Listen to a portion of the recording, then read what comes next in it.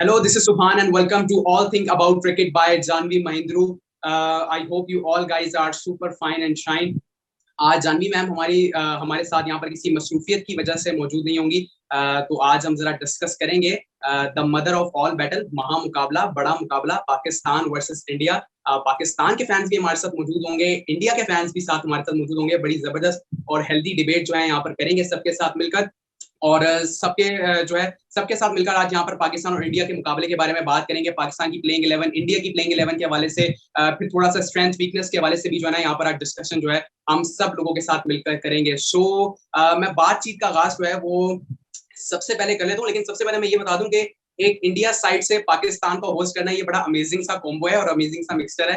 वैसे I am also Pakistani supporter, so हम यहाँ पे पाकिस्तानी सपोर्ट करने बैठे हैं और जो हमारे साथ इंडिया के बैठे हैं वो इंडिया को सपोर्ट करने बैठे हैं। तो यहाँ पर जरा बड़ों से आगाज करते हैं। सुरेंद्र पाजी हमारे साथ मौजूद हैं। सर कैसे हैं आप? बहुत बढ़िया, बड़ा मुकाबला चलूगा ਅੱਜ। ਅਸੀਂ ਇੰਗਲੈਂਡ ਬੈਠੇ ਆ, ਪਰ ਦਿਲ ਤਾਂ ਹੈਗਾ ਦੁਬਈ ਸਟੇਡੀਅਮ ਦੇ ਵਿੱਚ ਅੱਜ। ਦੇਖੋ ਕੀ ਹੋਊਗਾ, ਟੌਸ ਕੌਣ ਜਿੱਤੂਗਾ, ਪਲੇਇੰਗ 11 ਕੌਣ ਆ, ਤਾਂ ਮੈਚ ਜਿੱਤੂਗਾ ਕੌਣ, ਇਸ ਸਭ ਤੋਂ ਵੱਡੀ ਗੱਲ ਹੈ। ਦੇਖੋ ਕੀ ਹੁੰਦਾ, ਪਰ super excited about the game, and I think even in England there's a buzz about Pakistan India which is different to any other country. Even if when Australia come here to play the Ashes, it's okay, but when India play Pakistan, even in England, it's very, very good. So I'm super excited about the game, and super excited to join you guys. It's beautiful to have a panel of both Pakistan, India. I know Aryan is in Canada, so it's really good. It's a world event today in Dubai, and we will all be enjoying the cricket. सही। उस्मान भाई भी हमारे साथ मौजूद हैं पाकिस्तान से। Me also Pakistan supporter, Usman भाई also Pakistan supporter. Usman भाई, the mother of all batter, India versus Pakistan. एक तरीके से वैसे इंडिया लास्ट मैच जीत गया था, लेकिन बहुत करीब आके हम लोगों ने जो है ना वो हम लोग हारे थे। तो आज किस तरह का कॉन्फिडेंस आपको नजर आ रहा है पाकिस्तान क्रिकेट टीम में के देखकर, पाकिस्तान क्रिकेट टीम की प्लेइंग 11 को देखकर? क्या लगता है आज वो बाबर आजम का जो बल्ला पिछले कुछ दिनों से 2 मैचेस से खामोश था, क्या आज वो चल पाएगा? पाकिस्तान क्रिकेट टीम के पास एज हासिल हो पाएगा आज भारत के खिलाफ?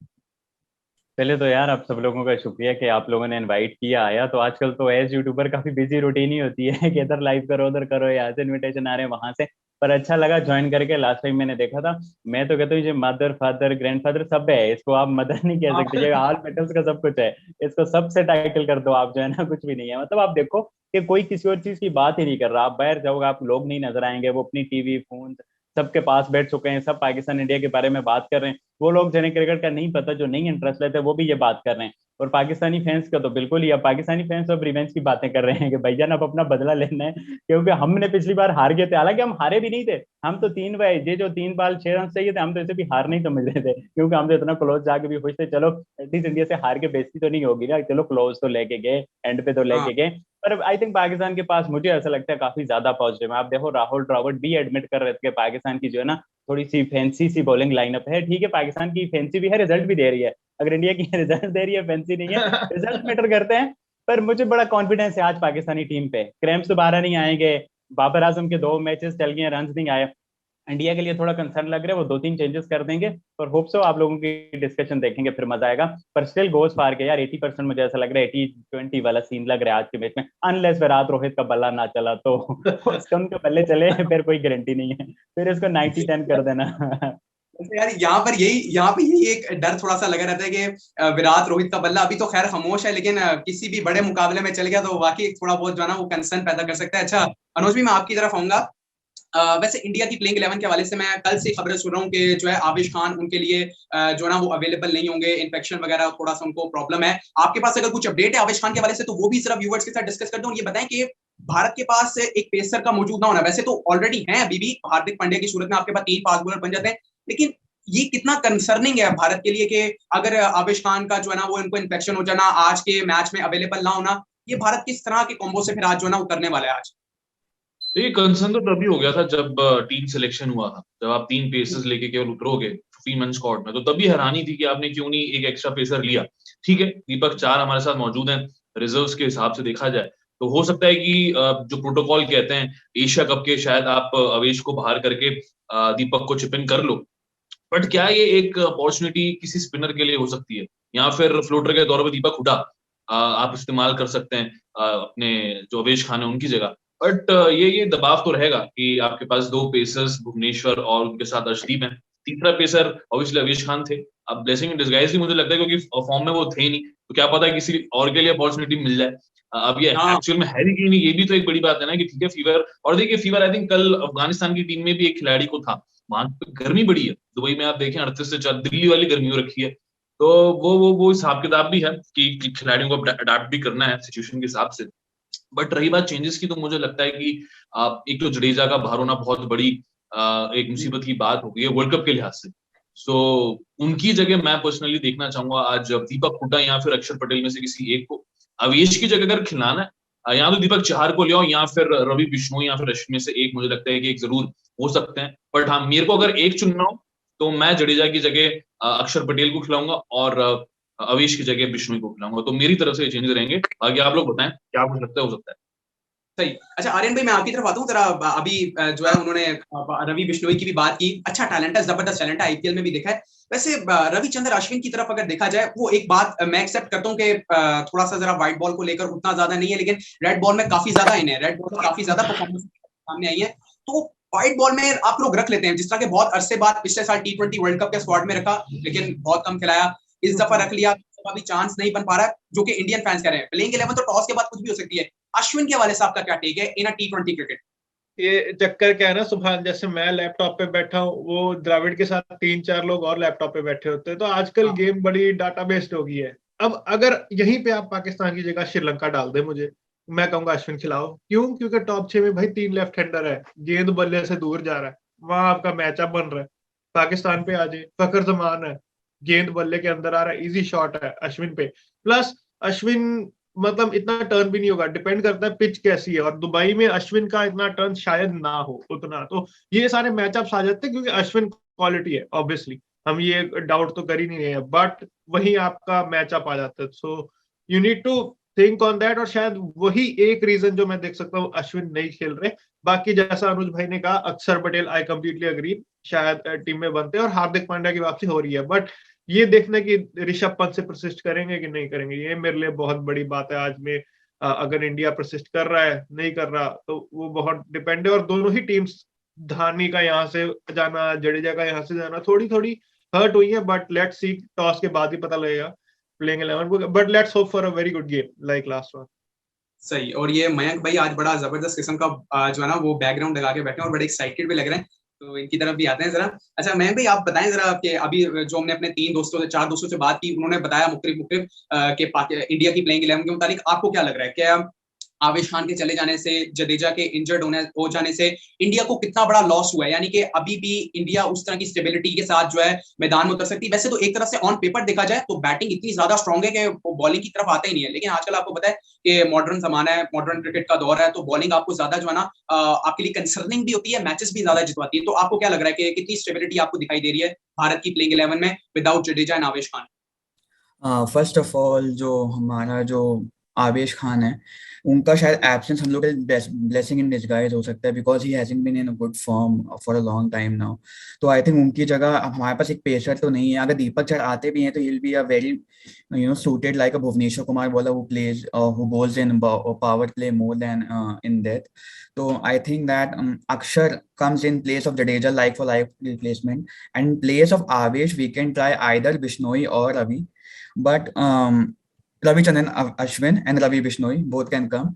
And but the thing is that Ravi Chandran Ashwin can bat also, like we have seen it in IPL that he plays in top order also, he can play in mid also, he can play in lower order also. So I think that एक और batsman हम लोग के पास option और हो जाएगा रविचंद्रन अश्विन से। And I think Bishnoi is a good talent, but I think India Pakistan mein, I don't know what pressure will he be able to take, because he's more of a googly bowler than a leg spin. We already have a leg spin bowler in place of in the form of Yuzvendra Chahal.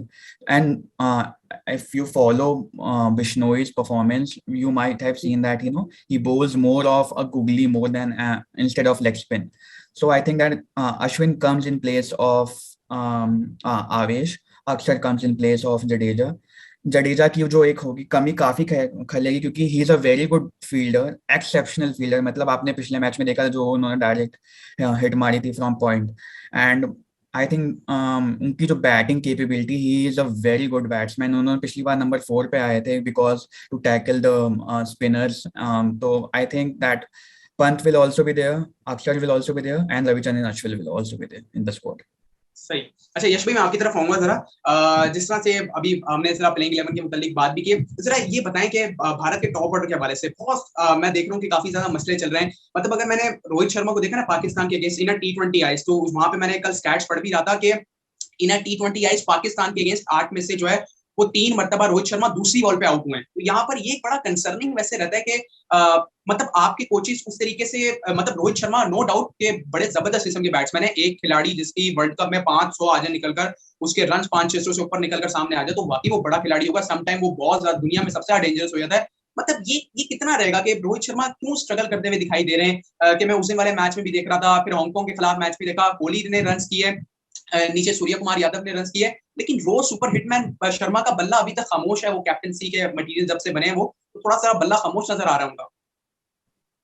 वो मुझे लगता है कि since वो बोलता है कि aggressive intent से जाने का, तो वो उसको इम्पैक्टफुल रन्स मैटर करता है। कि वो बोलता है कि स्ट्राइक रेट सिंस जिस जो ब्रांड ऑफ क्रिकेट जो खेलने का कोशिश कर रहे हैं, तो उस हिसाब से वो इम्पैक्टफुल रन्स पे ज्यादा ये कर रहा है। और कभी कभी ऐसा भी होता है कि वो लेफ्ट आर्म बेस के अगेंस्ट इनिशियली ओवर में कभी स्ट्रगल करता है।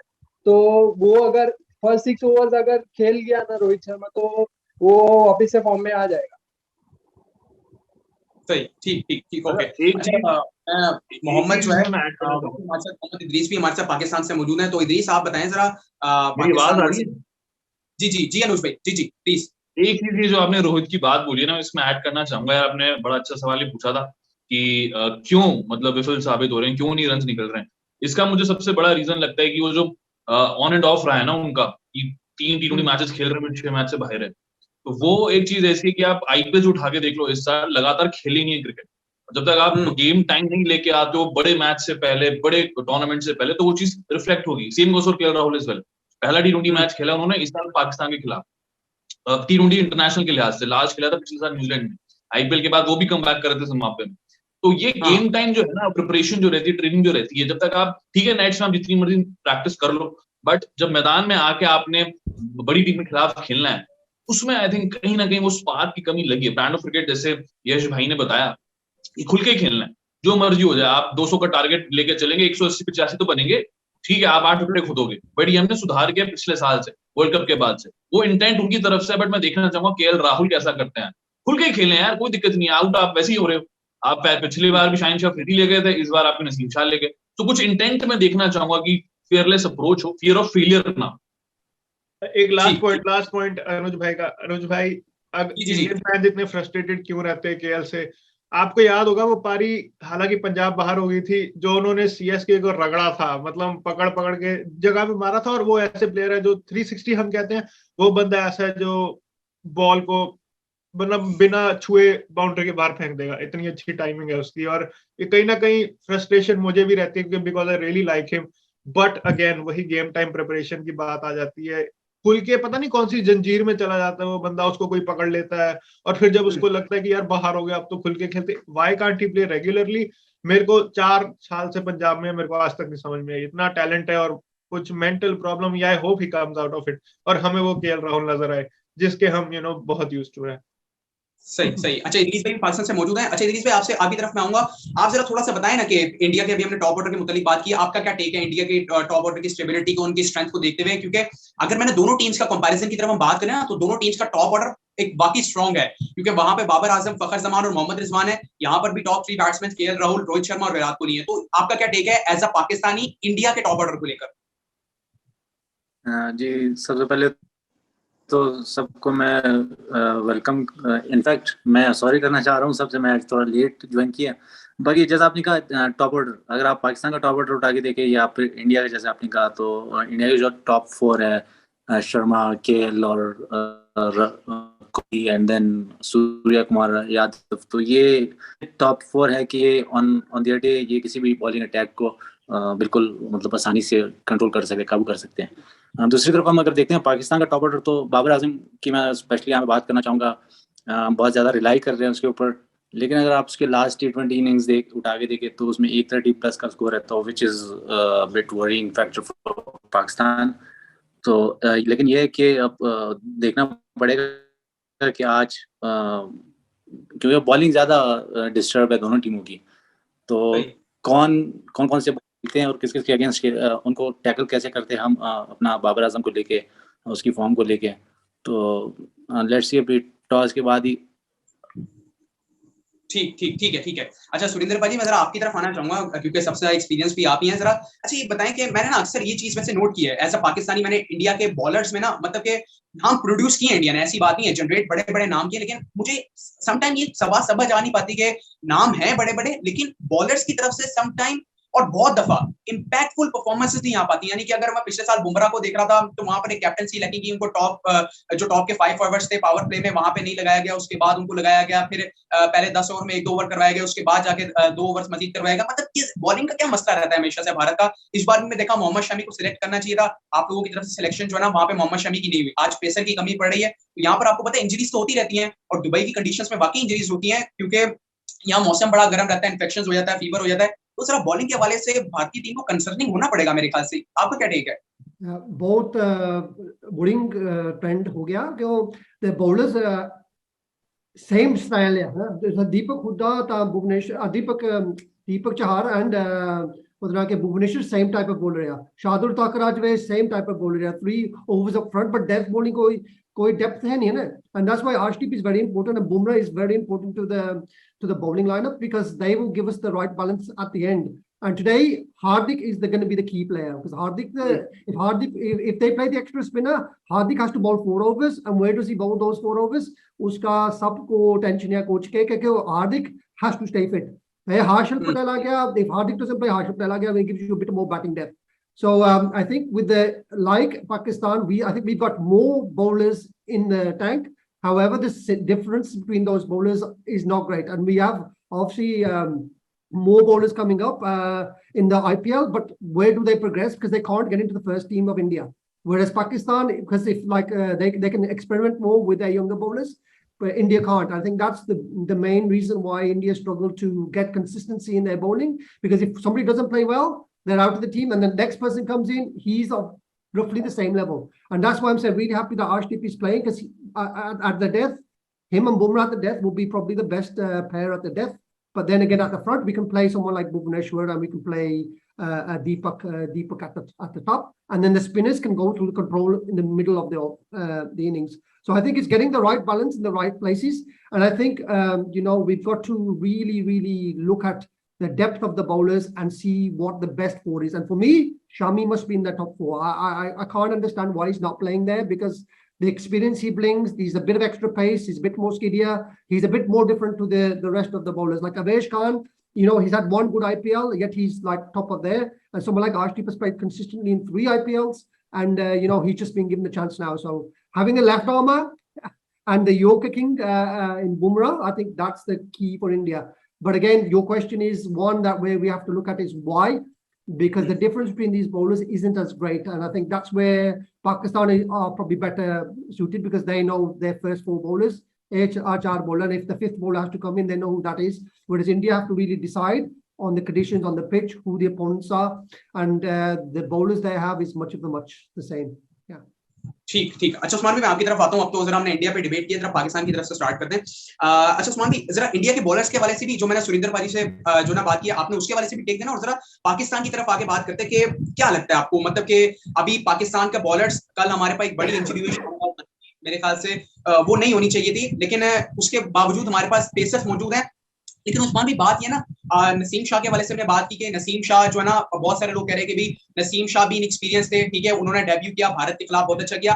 आपको क्या लग रहा है, हसन अली को हम ऐड कर लेंगे जो कि फॉर्म में नहीं है, तो उनकी वजह से और उनका होना ये भारत के लिए या अच्छा पॉइंट हो सकता है, या पाकिस्तान का वही पेसर भारत के लिए ड्राउन ऑफ बन सकता है? उससे पहले 2-3 चीजें थी इंडियन टीम के रिगार्डिंग, कि जब हम देखते हैं कि बीसीसीआई वर्ल्ड का सबसे बड़ा बोर्ड है, वर्ल्ड की रिच क्रिकेटिंग नेशन है, इतना बड़ा स्ट्रक्चर है, तो हम थोड़े लॉजिकल डिसीजन एक्सपेक्ट करते हैं कि जो इंडियन क्रिकेट लेगी, ना कि जिस तरह की अभी सिलेक्शन हुई, शामी भी नहीं था। मुझे अभी हैरानी हुई कि आपके पास दीपक हुड्डा की 11 में जगह नहीं बन रही, ऋषभ पंत को आपने पहले मैच की प्लेइंग 11 में नहीं बन रही, तो आप शेर शायर को रिप्लेसमेंट क्यों रख रहे हो? शेरशायर ने क्या ऐसा कर दिया कि जब ऋषभ पंत का आपकी पहले की 11 में नहीं है, आपके पास डीके भी है, आपके पास दीपक हुडा भी है, देन शेरशायर वहां क्या कर रहा है? शेरशायर की जगह आप एक लाइक टू लाइक नटराजन का मुझे नहीं पता क्या स्टेटस, इंजरी या नहीं इंजरी, नटराजन को आप रख लेते, इवन सिराज को रख लेते, इवन शामी को रख लेते। आपने अगर दीपक चहार को भुवी की रिप्लेसमेंट के तौर पर रखा है तो आप एक डेथ बॉलर की रिप्लेसमेंट भी तो देखते। तो वो आई थिंक जब अगर शामी वाला डिसीजन या नटराजन या सिराज या कृष्णा कुछ भी आप अच्छा इंक्लूड कर सकते थे जो आगे बॉल डालते हैं डेथ में। दुबई का बड़ा ग्राउंड है, शारजा तो नहीं है, वो इतना आसान नहीं होता कि आपको जो है ना आउट कर देना। एक ये वाली चीज होगी। दूसरा, इंडियन टीम मुझे नहीं पता कि ये केएल राहुल के साथ क्यों स्टिक कर रहे हैं। केएल राहुल को ड्रॉप करने से उनकी एबिलिटी कम नहीं हो जाएगी। मतलब आप स्टेट अवे आप सूर्य कुमार यादव को आपने ओपन के एक्सपीरियंस क्यों कराया था? आपने इसी वजह से कराया था जब ऊपर से किसी का फॉर्म खराब होगा हम उससे ट्राई करेंगे, वो एक्सपीरियंस सक्सेसफुल है तो आप उसे क्यों नहीं चला रहे? फिर ऋषभ पंत को आपने डाला था, आप अटैकिंग क्रिकेट की बात करते हो। अटैकिंग इंटेंट केएल राहुल की इस फॉर्म के साथ तो नहीं होगा। अटैकिंग इंटेंट के रोहित शर्मा की इस फॉर्म के साथ तो नहीं होगा। अटैकिंग इंटेंट विराट कोहली के साथ तो नहीं होगा। अटैकिंग इंटेंट होगा जब ऋषभ पंत या सूर्य कुमार यादव में से कोई और ऊपर खेले। हार्दिक पांड्या का अच्छा फॉर्म, आप उससे 4 पे खिलाओ, किसी और को खिलाओ, क्योंकि आपके फिनिशर्स नीचे हैं। डीके आपका फिनिशर है, ये लोग आपके फिनिशर नहीं है। ऋषभ पंत, सूर्य कुमार यादव आपके फिनिशर नहीं है, इनको टॉप ऑर्डर में जो यूज करो। और एक तीसरा कि वो क्यों आप छोटी टीमों के अगेंस्ट नहीं खेलते? आज वार्नर का 94 आया है पिछले मैच में ऑस्ट्रेलिया के अगेंस्ट, वो उसे मैच कॉन्फिडेंस देगा, उसे मैच प्रैक्टिस देगा, भले जिम्बाब्वे के अगेंस्ट भी हो, पर जिस तरह की आजकल वो टीम है तो बहुत कॉन्फिडेंस मिलता है। तो ये चीजें इंडिया को खटकेंगी कहीं ना कहीं कि हम नहीं खेलते छोटी टीमों के अगेंस्ट, हमारे स्टार्स हैं। वो स्टार्स अब क्या कर, आपके स्टार्स बड़े मैचों में भी तो नहीं कर रहे। आपने छोटी टीमों के खिलाफ ना खेल के क्या अर्न कर लिया? आपने कोई वर्ल्ड कप जीता, वनडे वर्ल्ड कप जीता, चैंपियन ट्रॉफी जीती, कुछ और जीता? कुछ भी नहीं किया आपने। तो लास्ट वाला छोटा पाकिस्तान टीम के रिगार्डिंग जो कमेंट है, तो पाकिस्तानी टीम का मैं फिर कह रहा हूँ उतना कंसर्न नहीं है। एक ही इश्यू लग रहा है, हसन अली भी आ जाता है फिर भी ठीक है, दूसरा हसनैन भी आ जाता है फिर भी ठीक है। वो एक सिंपल सी कॉल है, वो बाबर आजम ले लेगा। हसन अली को आई थिंक ना ही खिलाएं, उसका मेंटल फ्रेम में नहीं है। और जो दूसरी बात, आजकल वो डेब्यू वाला सीन है नहीं। आजकल जो भी आता है 2-3 आईपीएल खेल के आ रहे होते हैं, 2-3 पीएसएल खेल के आ रहे होते हैं, सीपीएल खेल के आ रहे होते हैं, डोमेस्टिक नेशनल कप खेल के आ रहे हो। डेब्यू वाले पुराने मजे अब जो है ना वो पहले ही सबको फैल चुके होते हैं, तो वो लगता नहीं है आजकल सुबह। सिंपल सी कॉल है, मुझे लगता है हसनैन के साथ चले जाना चाहिए, पर में भी हसन के साथ जाएं। हसन का इंडिया का टॉप ऑर्डर को फॉर्म में दिलाने वाली बात ही होगी। एक मेंटली एज होगा कि यार इस बंदे को तो हमने बहुत पीटा हुआ है, तो हसनैन एक अच्छा ऑप्शन हो सकता है। जहाँ पेस है ना, मतलब पेस एक जो है ना मजा आता है पेस को देख के। और जीजे नु खिलाओ जरूर, जीजे नु खिलाओ, ਅਸੀਂ जीजा नु पसंद करते हैं। देखना पड़ेगा मैच में ही। अच्छा बारन उस्मान भी, वैसे आपकी बात बिल्कुल ठीक थी ये वाली कि आपने जो राहुल का टेक लिया ना, मुझे भी इस बारे में बड़ा होता है। मैं कहता हूँ यार, जिस तरह भारतीय बहुत सारे लोग बात करते हैं ना पाकिस्तान के पास बॉलिंग की फैक्ट्री है, मैं कहता हूँ यार इन लोगों के पास बैटिंग कम है, बैटिंग की हर तरह से बैटिंग मौजूद है। मतलब के कहाँ वो जसवाल से लेकर धोनी तक एंड तक बैटिंग मौजूद है, हर नंबर की बैटिंग मौजूद है। अनुज, मैं आपकी तरफ आऊंगा, जरा पाकिस्तान के पॉइंट्स में बात कर रहे हैं, क्या लगता है आपको? अभी मैंने जिस तरह इंडिया की, जी कुछ कहना चाह रहे हैं? जी अनुज भी, मैं आपसे सवाल कर रहा हूँ आपकी तरफ के, जिस तरह मैंने इंडिया की स्टेबिलिटी के हवाले से बात की कि आपने उस पर पॉइंट दिया। पाकिस्तान यानी कि एक आपको वैसे हमें तो पर्सनली एज अ पाकिस्तानी एक मसला वैसे लगता है कि हमारा टॉप ऑर्डर का एक बड़ा मसला रहता है कि टॉप ऑर्डर अगर चला तो हमारे नीचे वाले प्लेयर्स भी जो है ना फिर थोड़ा सर्वाइव कर जाते हैं। मतलब कि सारी टीम का दारोमदार एक तरह से बैटिंग लाइनअप है वो टॉप ऑर्डर पे होता है, और कहीं ना कहीं भारत ने इस चीज पर बहुत ज्यादा काम किया है। रोहित शर्मा का मैंने देखा भी था, उन्होंने कहा कि हम इन चीजों से आगे निकल गए कि हमारा टॉप ऑर्डर नहीं, अब तो मिडिल ऑर्डर पाकिस्तान के खिलाफ उनका चला, अच्छा किया। लेकिन पाकिस्तान के लिए आपका एज ए इंडियन क्या टेक रहेगा पाकिस्तान के टॉप ऑर्डर मिडिल ऑर्डर को लेकर, पूरी स्ट्रेंथ को लेकर? सॉरी फॉर इंटरप्शन, मैं चाहूंगा आप टॉस का फैक्टर भी इंक्लूड कर दो। आई रियली वांट के हमारे गेस्ट क्या कहते हैं टॉस फैक्टर के बारे में, इंपॉर्टेंट फैक्टर होगा। मैं बिल्कुल करूंगा। जी अनुज भाई आपकी आवाज नहीं आ रही, आई थिंक। अनुज भी आवाज आपकी जो है ना थोड़ी सी मसला कर रही है। आ रही है? जी कंटिन्यू प्लीज। हाँ जी, देखिए पिछले साल की कंपैरेटिवली अगर आप देखें पाकिस्तानी मिडिल ऑर्डर को, चूंकि अब हफीज नहीं है, शुएब मलिक नहीं है, तो अब क्या फ्रेजाइल लग रहा है। आप खुशदिल शाह देख लो, आप इफ्तिकार अहमद देख लो, शायद इतना तजुर्बा नहीं लेके आते हो जब इंटरनेशनल अरीना की बात होती है, तो आप कहोगे कि हाँ यार क्या ये उतना विश्वास दे रहे हैं हमें, शायद नहीं दे रहे हैं। मुझे भी ऑनेस्टली लगता है वो दिखा भी था पाकिस्तान के खिलाफ, जब एकदम से आप देखें 2-3 विकेटें चली गई थी। अभी मेरी आवाज आ रही है क्या? मतलब कम आ रही है शायद, जो मैं देख पा, कम आ रही है मेरे ख्याल से, कम आ रही है आवाज, काफी कम आ रही है क्या? तो जी काफी जरा कम आ रही है बाकी लोगों के कंपैरिजन में। अच्छा एक मिनट रुके मैं अच्छा आप थोड़ा सही करें, मैं आर्यन भाई की तरफ आता हूँ। आर्यन भाई मैंने जो मैं सेम को ही कैरी फॉरवर्ड कर देता हूँ, जैसे कह रहे थे इफ्तिखार और खुशदिल की बात। जब हफीज होते थे, अब इतना एक्सपीरियंस है, he knows when to consolidate. That was the key for Pakistan. You needed to Yes. consolidate when you were losing wickets. That's what you do in T20 cricket. They did not. They were like, short ball आ गया, मारनी है यार, क्यों, नीचे role कर दो, rest, single ले लो आपको हवा में। और अब पता है क्या, अब सबसे बड़ी चीज क्या है सुभान, और सबको पता है, जो हार्दिक पांड्या है, पाकिस्तान को पता है कि यार शॉट करेगा। अब इंडिया को है कि क्या हम एक बॉल आगे करेंगे, क्योंकि एक्सपेक्ट कर रहा है पाकिस्तान की शॉट जाएगा, आज क्या पता फुल लेंथ पे मार दे, और पाकिस्तान क्या प्लानिंग कर रहा होगा। तो ये थोड़े बैटल्स होंगे जो आज देखने वाले होंगे। राउंड 1 हो गया, अब राउंड 2 में टीमों ने परख लिया एक दूसरे को। प्रेशर तो हर मैच का डिफरेंट होता है, पर स्ट्रेटजीज आज आपको डिफरेंट मिलेगी। तो छोटी छोटी चीज यार नोट कीजिए। और पाकिस्तान क्यों नहीं कर सकता कि यार फखर जमान को ओपनिंग पे भेज दें, व्हाई कांट अब बाबर आजम और रिजवान ड्रॉप एट 3? क्योंकि मेरे को सबसे ज्यादा चीज क्या चुभी पिछले मैच में, आपने हांगकांग के स्पिनरों पे धावा ही नहीं बोला। मैं काफी कंफ्यूज हो गया था अप्रोच से, मैं देख रहा था यार हो क्या रहा है। चलो पिच होगी, कुछ होगा, but still I feel Babar और रिजवान एक ही टाइप के प्लेयर खेल रहे हैं, ऊपर नीचे एंड तक जाना, और स्ट्राइक रेट वही 120 130 हो रहा है, एक्सेलरेशन नहीं दिख रही पावर प्ले में खासकर। ऑब्वियसली बाबर आपका एंकर है, ठीक है, but someone needs to up the ante in the power play. आजकल 40 रन इज नॉट इनफ। अगर इंडिया के साथ खेल रहे हो, बड़ी टीमों के साथ खेल रहे हो, you need to have aggressive power play. जब आपके पास शर्जील जैसे प्लेयर थे, तब मेरे को अच्छा लगता था यार, इम्पैक्ट तो डाल के जाता है ना, एक मारने वाला, एक खड़ने वाला। I think that's a better combination. So शायद Fakhar Zaman is a better option मेरे लिए पाकिस्तान के टॉप ऑर्डर में। और Definitely, that's 100%. I think Punjab had the same problem with their opening. Mayank and KR all exactly the Yes. same Pakistan. And when the top two fail, फिर सब batting कोई experience नहीं ਜਿਹੜੀ ਉਹਨਾਂ ਨੂੰ rotate ਕਰ ਸਕਦੀ strike ਤਾਂ get reach the boundaries. I think that's the biggest problem with Pakistan, and they've lost the experience. And those players, just the ones that have left, they had so much experience.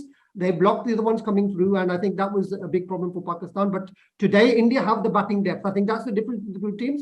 India have the batting एक रामबाण इलाज देता हूँ, शराब खान को number 4 पे ले आओ, टीम के भाग खुल जाएंगे। ये रामबाण इलाज है मेरे हिसाब से। जो आपने कहा वो एकदम सही कहा है कि अब जो मॉडर्न T20 गेम हो गया है, वो हो गया कि एक एग्रेसर खेले और एक एंकर खेले। इंडिया एंड पाकिस्तान में दोनों ये क्या हो गया, टॉप 3 में सब एंकर ही भरे हुए हैं। तो एक हम लोग को एक चाहिए होगा, like Rohit Sharma is an उनको कोई रिप्लेस नहीं कर सकता एज एन ओपनर। तो उनके साथ हम या तो सूर्य कुमार को ओपन करा दे या ऋषभ पंत को ओपन करा, जो हम लोग ने एक्सपेरिमेंट किया है पहले। एंड हम लोग ने एक्सपेरिमेंट इसीलिए किया क्योंकि वो दोनों एग्रेसर खेल सकते हैं शुरुआत से। वो दोनों पावर प्ले में जो सिर्फ 2 प्लेयर बाहर रहते हैं उसका पूरा फायदा उठा सकते हैं। तो वाई नॉट की मतलब हम लोग रोहित शर्मा से ओपन करा रहे हैं, उसके साथ हम ऋषभ पंत या सूर्य कुमार को भेज दें। And Surya Kumar in red hot form in his life, मतलब आप समझ सकते हैं कि वो अभी शायद T20 रैंकिंग में नंबर 2 या नंबर 3 पे हैं। तो मतलब अगर आप चाहेंगे कि आपका जो बेस्ट बैट्समैन है सबसे ज्यादा बॉल्स खेले, ठीक है, अगर आप चाह रहे हैं ऐसा करना, तो आप उनको ऊपर भेजिए। और क्योंकि आप विराट कोहली आ रहे हैं नंबर 3 पे, तो आप हो सकता है KL राहुल को नंबर 4 या फिर उनको ड्रॉप भी कर सकते हैं, बिकॉज हम लोग के पास ऑप्शन बहुत है बैटिंग में। KL राहुल अभी हल्का सा फॉर्म से जूझ रहे हैं, तो हम लोग उनको बांग्लादेश या फिर श्रीलंका ऐसे टीम के खिलाफ मौका दे सकते हैं। और पाकिस्तान का जो game India Pakistan biggest game of all time, तो हम लोग उनको हल्का सा एक गेम के लिए रेस्ट भी दे सकते हैं, एक गेम में फॉर्म आने का वापस मतलब फाइनल के लिए उनको तैयार कर सकते हैं। पर for today's game, I will like to drop KL Rahul, bring in Rishabh Pant or Surya as an opener, Virat Kohli at 3, Pandya at 4, and DK at 5. That will be a very good and lethal combination for India for today's match at least. ठीक है। अच्छा, बस last Usman भी, मैं जरा predictions की तरफ भी आऊंगा। सबसे प्रेडिक्शन लेनी है, वक्त कम है, जरा मुकाबला भी सख्त है। अच्छा, जरा थोड़ा सा इस हवाले से कि इन्होंने फखर और बाबर के हवाले से जरा कॉम्बिनेशन जो कि टॉप ऑर्डर का, उस हवाले से जरा थोड़ा सा छोटा सा पॉइंट ऐड कर दें और जरा अपनी प्रेडिक्शन भी दे दें, आज क्या लग रहा है, कौन जीत रहा है। प्रेडिक्शन तो मेरे देंगे पाकिस्तान की, और किसकी देंगे ये तो नेचुरल ही है। यहाँ कोई भी पाकिस्तानी इंडिया की प्रेडिक्शन तो नहीं देगा, ये इमोशनल बात है, टेक्निकल बात तो है नहीं कि बंदा के ऑन पेपर बताओ ये तो। मुझे तो 80-20 लग रहा है कि पाकिस्तान के 80-20 लग रहा है। इतनी सिंपल प्रेडिक्शन भी नहीं, अब रैपिड फायर वाली पाकिस्तान 80-20 लग रहा है मुझे। ठीक। और मैंने आपसे पॉइंट पूछा था फखर जमान, और जो सुरेंद्र पाजी ने आर्यन भाई ने इख्तलाफ किया था कि फखर जमान को टॉप ऑर्डर में आना चाहिए जबकि बाबर और रिजवान में से एक को नीचे आना चाहिए, उस वाले का शॉर्ट सा पॉइंट दे दें जरा। सुभान वो लीथल हो जाएगा। बाबर आजम 10वें ओवर में अगर बैटिंग करने आएगा तो वो क्या करेगा? बाबर आजम का 10वें-8वें ओवर के बाद का गेम तो नहीं है ना। और इन लोगों को तो हमारी टीम का सरकारी वीजा मिला हुआ है ना कि हमने इनको खिलाना है, बाबर और रिजवान को। तो बाबर और रिजवान में से एक ओपन करते हैं, मान लिया फखर जमान और रिजवान ओपन कर लेते हैं, बाबर ऑन वन डाउन, फखर और रिजवान 10 ओवर निकाल जाते हैं, देन फिर बाबर की 10 ओवर के बाद की गेम तो है नहीं, तो वो फिर क्या करेगा? फिर सेम लाइक रिजवान तो ओपन के अलावा हर जगह फेल है, ओडीआई उसका भी नहीं चल रहा। तो समवेयर इन लोगों ने हमें रिजल्ट्स भी दिए हैं, 200 प्लस हमने बाबर रिजवान के होते ही चाहती है। तो ठीक है, ये उठते हैं सवाल जब हारते हो आप। ठीक है जी। आर्यन भाई कौन जीत रहा है आज? 50-50 एट द मोमेंट। पाकिस्तान बहुत अच्छी विन से आ रही है, इंडिया का भी मोमेंटम है, तो 50-50 I won't take a call on the field. जी बाजी, सुरेंद्र बाजी। टॉस विनर, आज टॉस जीतू गया तो तिरंगा चलूंगा। ओके, फ्लैग ला रहे हैं भाई। अच्छा मयंक भाई जी। दिल कहता है इंडिया, दिमाग कहता है पाकिस्तान, बिकॉज अब उनको